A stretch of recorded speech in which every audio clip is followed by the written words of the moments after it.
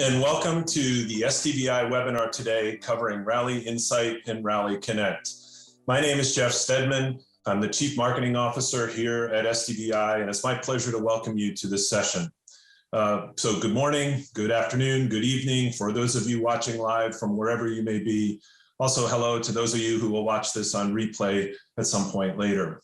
So today we're going to talk about Rally Insight and Rally Connect. Rally Insight is a data visualization service that we recently introduced for analyzing and getting intelligence out of supply chain data. Rally Connect is a content and metadata exchange service for really bringing a lot of efficiencies and simplicity to the movement of content from content providers to their destinations. So today we're going to take a look at these services in a little more detail. We're going to get an overview of how they work and what they look like. We'll also talk a little bit about the motivation behind them and what customer problems we were trying to solve. Talk also a little bit about how we see these services being used by customers. And so we'll go into a little more depth and answer these questions. We're also going to get the perspective of a current Rally platform customer to see how these services may impact his operations. So let me begin then by introducing our presenters and the other panelists. Again, my name is Geoff Stedman. I'm the Chief Marketing Officer here at SDVI. I'm joined today by Simon Eldridge, our Chief Product Officer. Also from SDVI, Chris Brähler, our Director of Product Management. And special guest Bart Spriester, Vice President and General Manager for Content and Streaming Provider Suite at Comcast Technology Solutions. So thank you all for joining us today for today's session. So we've got a lot to cover. Let me move right into it. The first thing that we're going to touch on is Rally Insight. And for that, Simon, I'm going to turn to you. Maybe you can begin by taking us through a little bit of an overview of what Rally Insight is. Yeah, absolutely. So fundamentally, Rally Insight is a data analytics and data visualization service for the Rally platform. What we found over time is our customers have been leveraging the huge amounts of data that they can get from a platform like Rally. And that data provides a lot of insights into how their business is operating, how efficient their factory is, and ultimately identifying areas where optimizations could be made. What Insight brings to the table is a built-in data lake, and on top of that data lake, a built-in data visualization service. So what Insight brings to the party really is data visualization and dashboards for the performance of your overall supply chain. So that can include things like, what tools are you using and what comparative volumes. It can be things like pass rates and failure rates of particular tools. It can be volume over time, so you can see when you're busy and when you're not busy.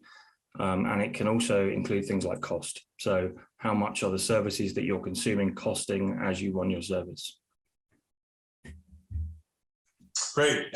Look forward to diving into this a little bit more deeply. Before we go there, though, can you talk a little bit about sort of what led us to develop this service? And I'll switch back to just you and I for a moment here. What was behind this? So there was a couple of things. Firstly, if you think back historically, media operations didn't have a huge amount of data.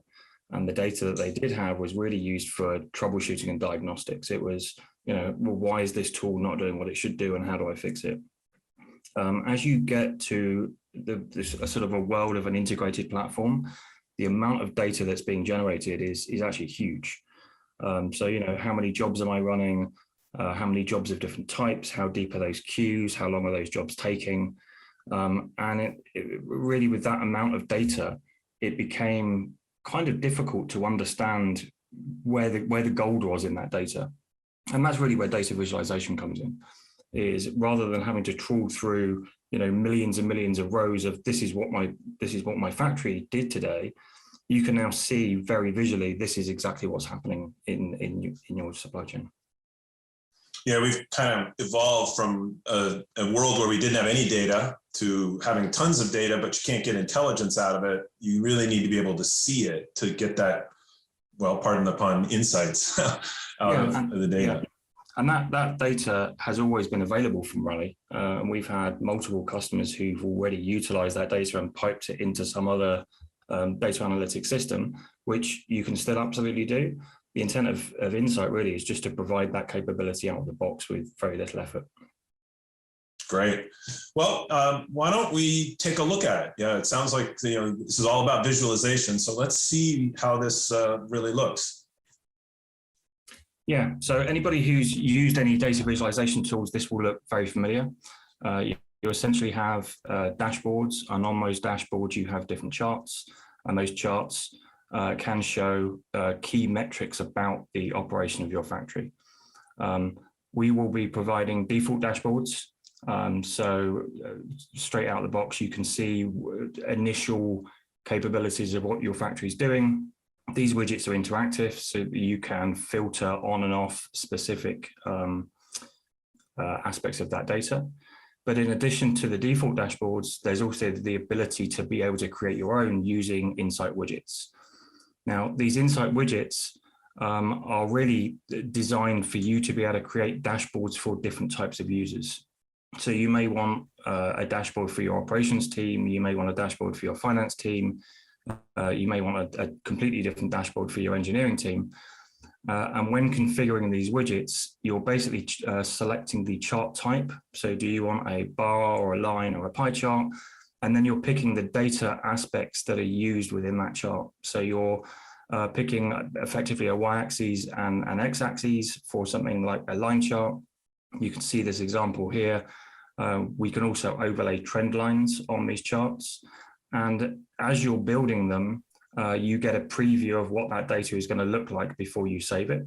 So you can fine tune exactly how you want that data to be displayed for particular different types of users. And of course, you have things like, would you like to be able to show legends or show trend lines on the charts as you build them? Once you're happy with the widget is displaying what you want to be able to display, you can save that, and then that drops directly onto the dashboard that you've made. You can change things like the size and the scale of those widgets, and you can add as many widgets to those dashboards as you like.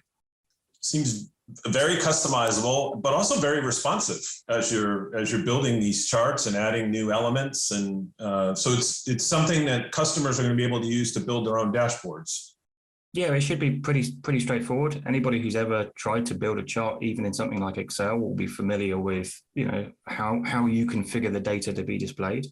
And the goal really is just to allow people to access the information that they've already got in a much simpler way. So, and just to clarify on that information, what is the data that it's capturing and analyzing? What kinds of data, what kinds of correlations are we going to be able to make? So fundamentally, the core of the data is supply chain data. So think of that as anything related to a job that ran within the Rally system. So what was the tool that you were using? How long did it sit in the queue for? How long did that job take? How long did that job, or how much did that job cost? So all of that data is available. All of the technical metadata that you choose to include is also available. So what was the format? What was the aspect ratio? Potentially what was the input versus the output? And then on top of that, you can actually map your own metadata directly into the data lake. Where this bit gets particularly interesting is different customers use metadata for different things. So for example, they may tag content to a particular project, or they may tag particular supply chains to the creation of a particular service. And you can use that metadata to further filter the charts that you see in Insight. So for example, if you're running 10 different services, you could build a dashboard that showed you exactly what the cost of those individual services were on a single place. So I'm able to kind of correlate that supply chain data, the cost, the time, to custom media related metadata like show, episode, season, all of the kind of media metadata to get that kind of information. How do you see customers then? Talk about a couple of the use cases that you see for this. We just kind of covered one, which is getting the cost information, but what else do you see this helping out with?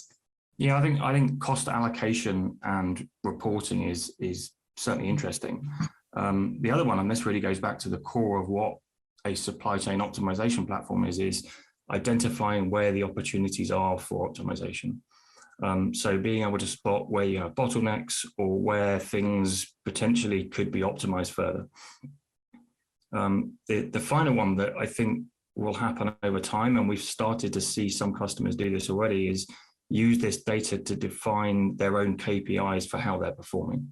So how long does it take on average to prepare a piece of content for a particular platform, and then be able to measure themselves as to whether they're outperforming or behind the curve on those kind of performance metrics.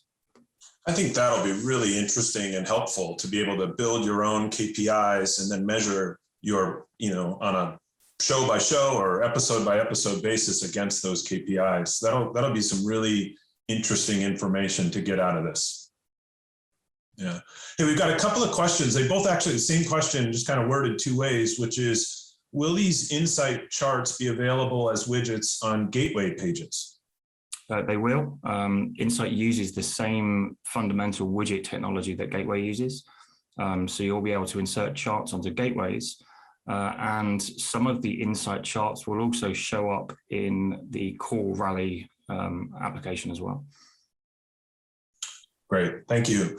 Let's at this point pivot just a little bit. I'd like to bring Bart into this conversation. So Bart, if we could put you back on. Well, welcome again. Appreciate you being here. Yeah, my pleasure, Geoff.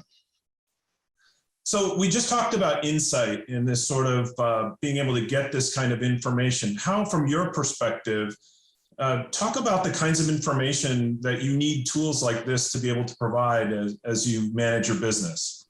Yeah, well, I will tell you first, Geoff, just to be super clear, data is the cornerstone of supply chain excellence. And we as an industry have done generally a bad job at this. As we all probably know that over time, if you look at, historical workflows, it's been a bunch of blocks that maybe didn't talk well to each other. And then we got all the blocks talking to each other, but we had tons of unstructured data, which wasn't helpful. But maybe we thought we were doing a good job at it. So now that we can actually have an end-to-end view, kind of a well-orchestrated end-to-end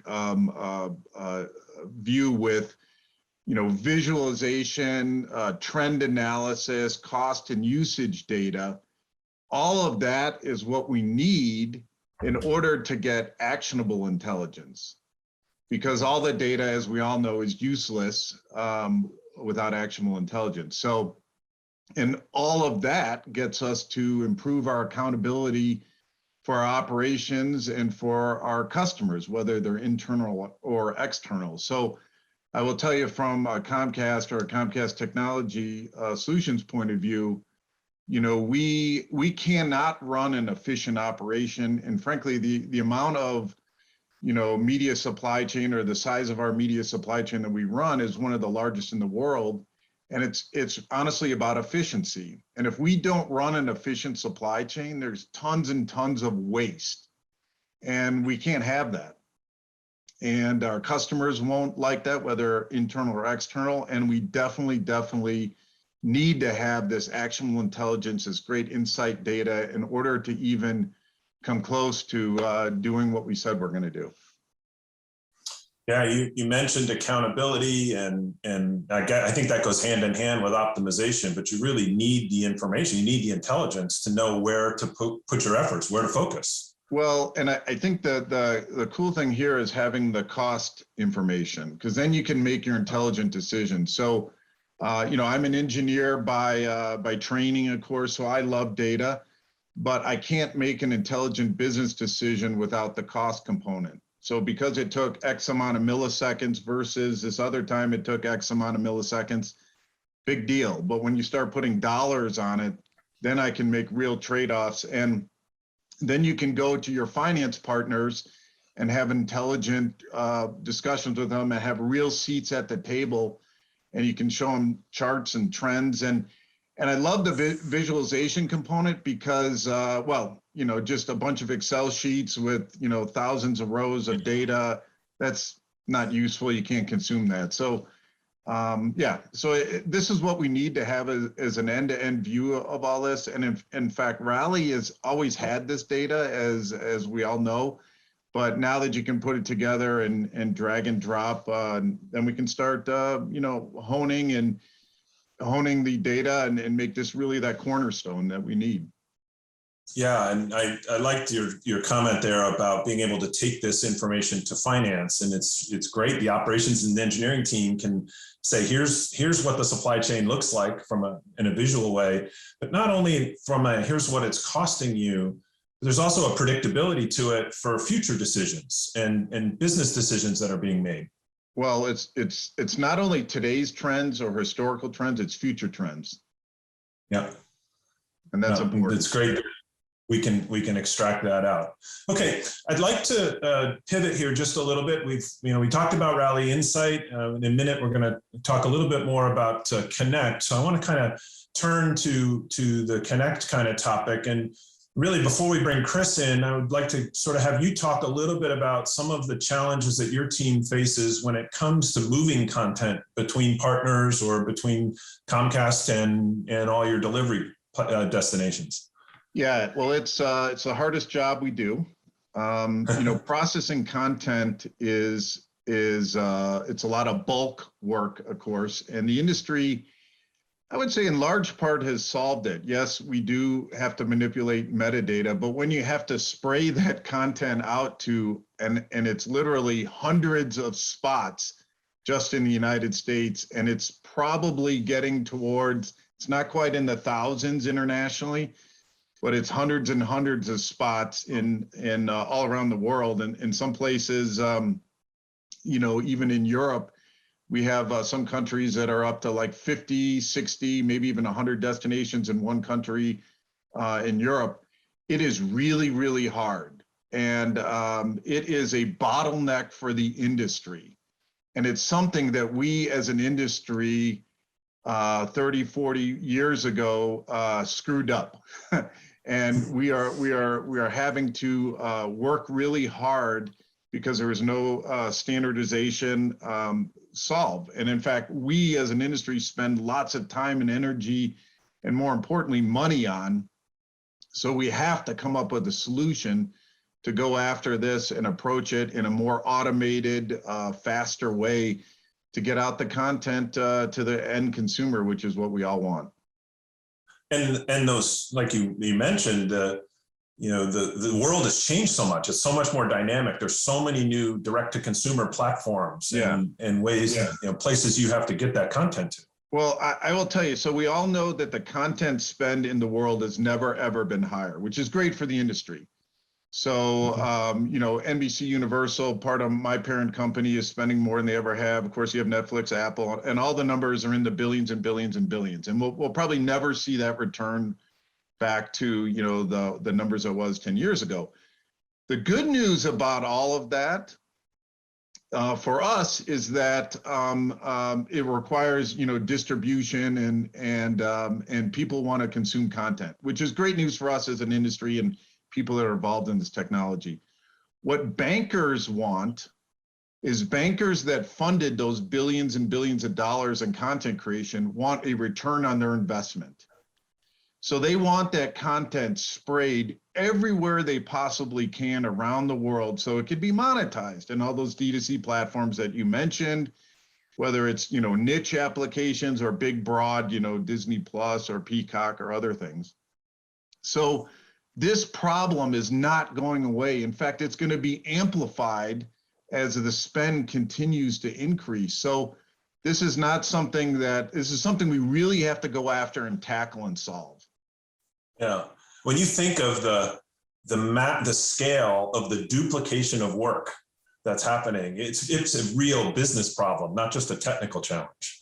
Yeah, and this is a good opportunity, actually. This is an opportunity for us to not only solve a problem, but maybe take it to the next level and extract some goodness out of it by automating, collecting data, as we talked about earlier, maybe doing it faster, better, cheaper, or in a more flexible way. So that's what we got to change our mindset to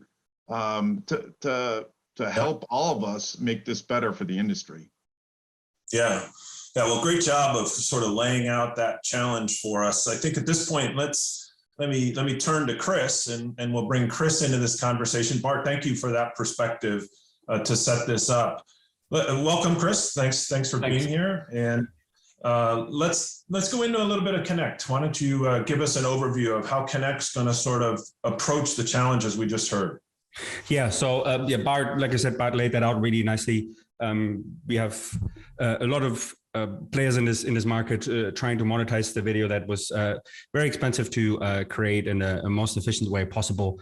And while all of these new outlets for revenue opportunities are nice to have, one of the problems obviously is that for every single one of them, I need to send the media there, and there's yet another small supply chain in that big global supply chain that I need to add to my system. So Rally Connect aims at making that simpler for our customers by providing a family of templates that they can pick and choose from that enables them to deliver to Bart mentioned Disney Plus or Peacock directly without having to go through hoops and trying to figure out what kind of formats these platforms need, what kind of metadata they need, and then building and developing a supply chain to deliver to these endpoints. And that's what Connect is. You pick your template, and then you just map your metadata to that template, and off you go. So it takes away the need of having to build and test the supply chain first. And then on the receiving end, the benefit is there as well, because if I know that supplier has sent the content using Rally Connect, I can trust this content inherently because I know exactly the steps this content went through, because I know the tools, I know the instruction sets, all of that I know, so I can trust this content straight away. So it's basically a win-win for both sides. It's much, much easier and quicker to open up these additional revenue opportunities for the suppliers, and for the platform providers, they can trust the content and don't have to do any duplicate work when the content comes in. Great. So let's talk a little bit more about some of the use cases that you see for Rally Connect. Yeah. So there's two initial use cases that we're trying to tackle. One is on the left-hand side, if you have two Rally customers that want to just simply said exchange content. As we just heard, that's not as easy as it sounds. If both of these use Rally, why are we then still sending the content like we sending them into a different facility, and then it gets treated like a completely unknown piece of content and runs through a complete ingest supply chain on the delivery side? If these two Rally systems can simply talk to each other and exchange the media in the right format, obviously, but also exchange any kind of metadata in the right format. That includes descriptive metadata like having information about the cast and the directors and the synopses, but also including any kind of QC report metadata. So if the supplier QCs the content in the tool that the delivery endpoint wants and in the instruction set the delivery endpoint wants, then the delivery endpoint doesn't need to do a QC again. So they can have that trusted relationship again, and they have two Rally systems talking straight to each other, delivering the media and the metadata to each other, and two separate supply chains, one supplier, one platform, become one big supply chain in a more global sense. And on the right-hand side, we have the problem that Bart was describing, what we basically call it the factory to many. If you think of the left-hand side as factory to factory, the right-hand side is factory to many. I have all of these delivery endpoints I need to deliver to maximize the revenue on the content that I've spent lots of money to create. And that's what these templates will do. So I can just pick a template as a Rally customer and say, I want to deliver to Hulu or to Netflix, and this template will take care of all the steps that are needed to get the content and the metadata and any ancillary files into the right format and send it off to these platform providers. Yeah. This is really going to take a lot of friction out of the system. Back to the Rally to Rally. What's interesting in the description you gave is you're sort of allowing content that comes out of one factory to enter the recipient's factory already well down the factory line, like instead of at the loading dock. It comes in sort of down the line, saving a lot of time and money. Yeah, absolutely. That's we're all about supply chain optimization in SDVI and with Rally, and we've focused a lot about optimizing the supply chain within one Rally customer, but that's not the end of it. Supply chains are connected. The supply chain is a complete end-to-end from people in front of a camera to people in front of a screen at the end, and we're having a pretty good handle at optimizing the supply chains of our customers in-house. So let's take the next step and optimize the supply chains in a bigger level. That's great. I love that notion. I'm going to cancel the share here. I love that notion of making the supply chain, really end to end and connecting all these different parts. A big part of that connection is this, you mentioned the word templates and the fact that there'll be templates. Can you tell us a little more how the template concept is going to work, and can I create my own? Do recipients have to create them? Talk a little bit more about how that's going to work.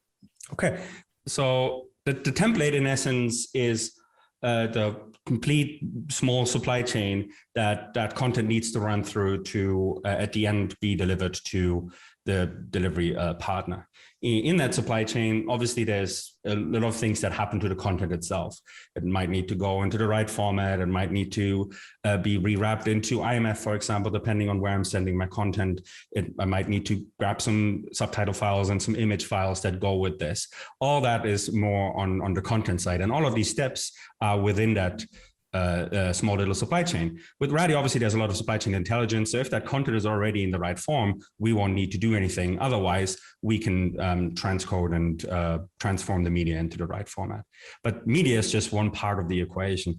A big part of the equation is the metadata as well. And lots of our customers have the problem that all of these delivery platforms have a different metadata spec, although the content of the metadata is always the same. They want to have metadata so they can fill their EPGs, and they want to have pictures so they can put these on the EPG as well.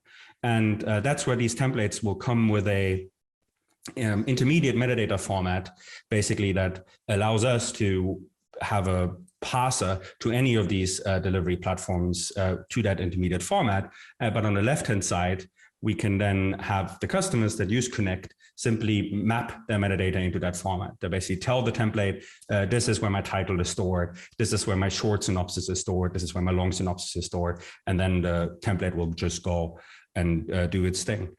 On the question of where these templates come from, so SDVI will provide a number of templates, especially when we're talking about these big multinational platform providers.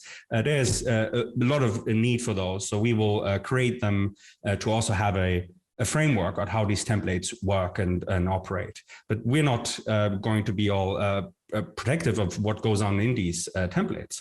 All of our Rally customers can change these templates straight away as soon as they import them. But also platform providers can create their own template, because we have a growing number of Rally customers. And if a platform provider receives content from a Rally customer and they then realize, hey, if I build my own template, I don't ever have to worry about the content arriving in the wrong format and the media being, the metadata being wrong. So content platform providers can then simply create their own templates, create their own metadata mapping from our intermediate format, and then also can specify which tools they want to have used with which instruction set. So when the content arrives at the destination, they don't have to QC the content again, because it already has been QC'd exactly in the same way they would have QC'd it anyhow. So that's great. So a template can tell a partner, hey, use this tool. Can it also tell it what settings to use within that tool? Yeah. So in Rally, we call these instruction sets that we give to a tool, a transcoder, or a QC engine, a preset. So these presets are part of the Rally Connect template. So I can, as the template creator, as the platform provider, I can specify, hey, I want to use QC engine A to use to QC my content, and also I'm going to put exactly the same instruction set, exactly the same preset that I would be using in my supply chain into this Connect supply chain. And then out of this comes a QC report that I don't have to run anymore, because now we don't duplicate that work, because otherwise the sender of the content might use a different tool with a different instruction set that I'm not familiar with at the platform provider. So I would have to re-QC, because I don't know if that other tool is right or not. So I can, we basically have intrinsically a lot more efficiencies in this bigger global supply chain. Yeah, and that gets to the point you talked about early on, this trusted relationship. If I'm able to share the templates and we can agree on those templates, I've created this automated trusted relationship between partners. Yes, absolutely. Great. So thank you, Chris, for that. Let's bring Bart back in for a second to give us some of his thoughts as we talk about Rally Connect. So Bart, you kind of heard Chris talk about what we're building here, what we're putting together. I suppose when you think about all your suppliers and all your destinations, something that automates that is really going to be a big help. Yeah, I think of speed and flexibility, so and efficiency. So this is we could use this. This would help, and it would allow content to get into our factory faster. And it will allow us to distribute content out to the rest of the world faster. So, yeah, especially when you talk C3 content, we all know C3 time is money, and it's a lot of money. And this would help improve this for the content community. Being able to move things faster, give you more agility and of course efficiency that comes along with it. Hey, we had a couple of questions come in. One from our friend Don Jarvis at A&E. He actually asked, with Connect, would CTS be open to a rally-to-rally connect between A&E and Comcast? The answer is yes, and Don, this might help you too. In fact, we will probably be doing this with Sky first. So if A&E is interested in distributing or others from a rally to rally connect to Sky, that will probably be sometime this year, maybe later in the year, and then to Comcast sometime next year. We'll have to figure out the exact timing, but yes is the answer. Great. Good answer. Let's bring Simon back. Going through the questions that have come in. There's one that I want to go back to a little bit with insight. And Bart, it relates to your conversations with finance. And we tend to have a lot of those conversations around looking at the opportunity to model cost optimizations. Do you think there's an opportunity to change the conversation to sort of new revenue generation opportunities? No, I think that that happens already today when you can come with good cost information. So we all know who've been around in the industry a while, the reason we probably haven't been having those conversations is we don't always know our costs. So they say, hey, we got this great revenue opportunity. Is it good or bad? And we can't say the cost so much. So it's not quite gut feel, but it's something like that. This allows us to have the capability as a corporation, as a media company, to have intelligent return on investment conversation. So yeah, this is going to be an amazing tool for all of us in the industry. Great. And Don says to call him. So we'll make that connection. All right. I think we're about out of time for this session. Any question we don't get to, we'll make sure we type an answer to. I know a couple of them have already been answered directly through typing. So Simon and Chris, I do want to thank you very much for your contributions today. Bart, especially you, thank you so much for your insights and your perspective. So appreciate you all being here. And again, for everyone who's watching, thanks for joining today's webinar. Great to have you all here. And for more information, please go to sdvi.com. There's lots of good information on both Rally Connect and Rally Insight.